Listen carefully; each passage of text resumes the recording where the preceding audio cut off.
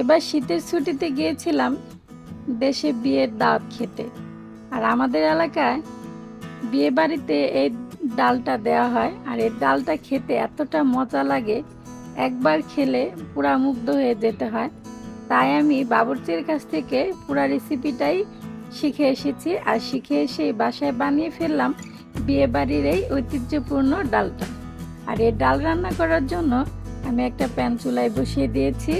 প্যানটা গরম হওয়ার পরে আমি পরিমাণ মতো তেল দিয়েছি। তেলটা গরম হওয়ার পরে দুটো এলাচ, দুটো দারচিনি এবং দুটো তেজপাতা দিয়ে দিয়েছি। এগুলো একটু ভাজা হয়ে গেলে আমি এখন পেঁয়াজ কুচি দিয়ে দিব আর কাঁচামরিচ কুচি দিয়ে দিব। এখন আমি একটু নেড়ে চেড়ে পেঁয়াজ আর কাঁচামরিচটা নরম না হওয়া পর্যন্ত ভেজে নেব। এখন আমি এখানে ৬-৭ পিস চবড়ি সহ মাংস দিয়ে দিব, গরুর মাংস। আমি এই চবড়ি সহ ৬-৭ পিস গরুর মাংস আগে থেকে ধুয়ে পরিষ্কার করে রেখেছিলাম। এখন মাংস দেওয়ার পরে আমি আবারও পেঁয়াজ আর মাংস একটু নেড়ে চেড়ে ভেজে নিব। তারপর আমি ১ চামচের মতো লবণ দিয়ে আবারও কিছুক্ষণ নেড়ে চেড়ে নেব। এখন আমি এখানে ১ চামচ আদা বাটা এবং ১ চামচ রসুন বাটা দিয়ে দিব। দিয়ে আমি মাংসের সাথে কিছুক্ষণ কষিয়ে নেব।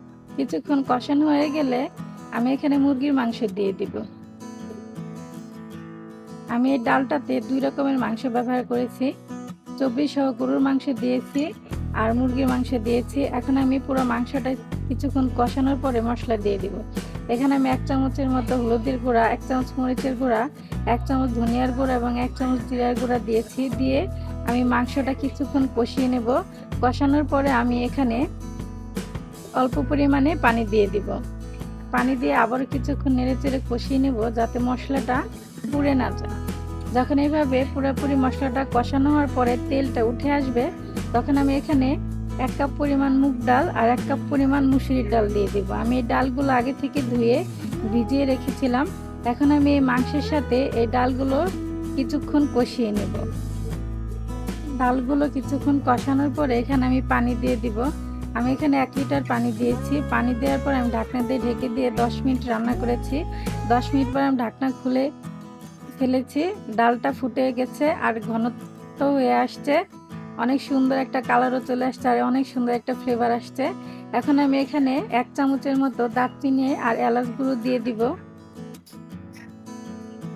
এই মশলাটা দেওয়ার পরে আমি আবার কিছুক্ষণ নেড়ে চেড়ে এই ডালের সাথে মশলাটা মিশিয়ে নেব। আর এই মশলা দেওয়াতে ডালের স্বাদটা দ্বিগুণ বেড়ে যায়। আর আপনারা এভাবে অবশ্যই বাসায় ডালটা রান্না করে খাবেন। আশা করি আপনাদের অনেক ভালো লাগবে। আমার ডালটা রান্না শেষ। এখন আমি একটা বাটিতে বেড়ে নিব। ডালটা দেখতেও যেমন সুন্দর, খেতেও অনেক মজাদার হয়।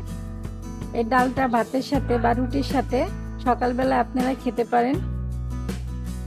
আর আমার চ্যানেলটা সাবস্ক্রাইব করে আমার পাশে থাকবেন। আসসালামু আলাইকুম।